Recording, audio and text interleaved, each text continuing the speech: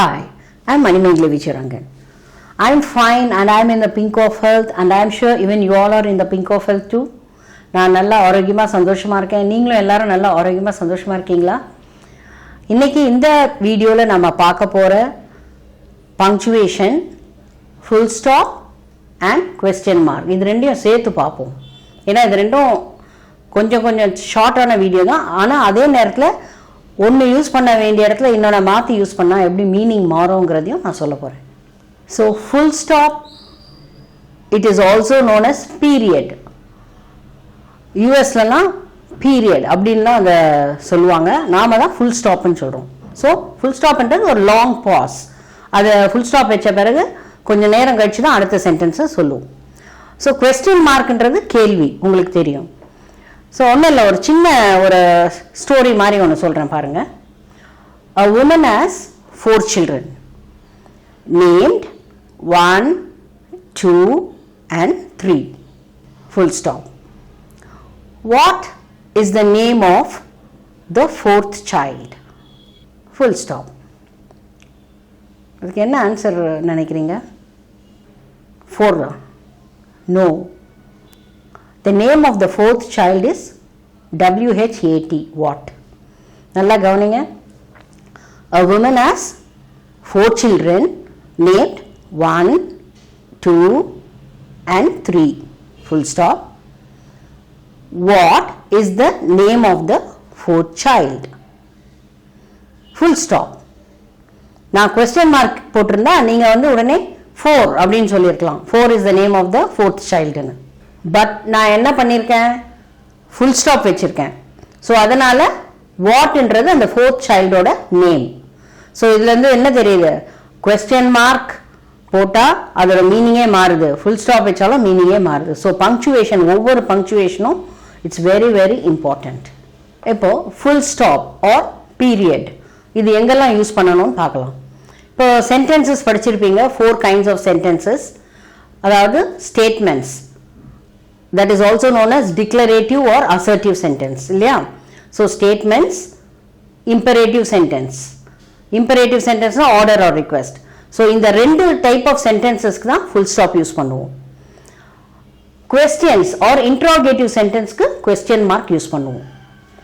Exclamatory sentence க்கு exclamatory mark use பண்ணுவோம். Okay, so இங்கே full stop பற்றி பார்க்கலாம். full stop வந்து எங்கே யூஸ் பண்ணுவோம்னா assertive or declarative or statement, இது மூணுமே ஒன்று தான்.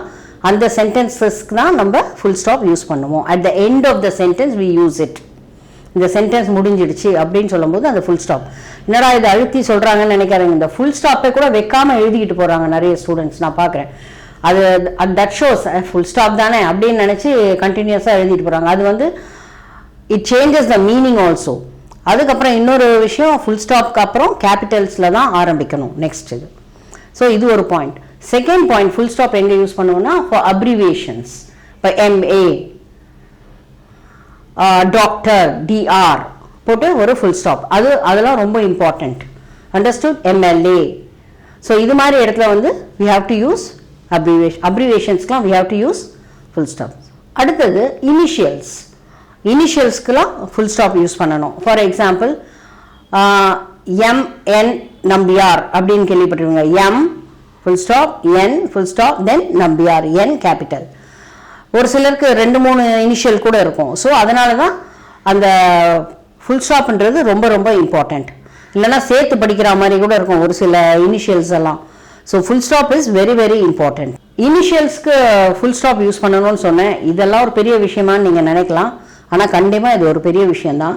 ஏன்னா எனக்கு தெரிஞ்ச ஒரு ஃப்ரெண்டோட பேர் வந்து LK அருண். அவர் பேர் L full stop K full stop Arun. அதை எழுதும்போது ஒரு சிலர் எங்கன்னா பேர் கொடுக்கும்போதோ இல்லை ஏதாவது ஒரு அர்ஜென்ட்டில் எழுதும்போது எல் ஃபுல் ஸ்டாப் வச்சுட்டு KARUN கருண்னு எழுதிடுவாங்க. அவர் பேரையே மாற்றிடுவாங்க, எல் கருண்ன்ற மாதிரி. ஸோ இனிஷியல்ன்றதுக்கு அங்கே ஃபுல் ஸ்டாப் வைக்கிறது எவ்வளோ இம்பார்ட்டன்றதை பார்த்துக்கோங்க. பேரையே மாற்றிடுறாங்க பாருங்க. ஸோ இது மூணையும் ஞாபகம் வச்சுக்கோங்க இந்த பாயிண்ட்ஸை. அடுத்த பங்க்சுவேஷன், நோட் ஆஃப் இன்ட்ரோகேஷன், அதாவது கொஸ்டின் மார்க். கொஸ்டின் மார்க் எதுக்கு போடுவோம்?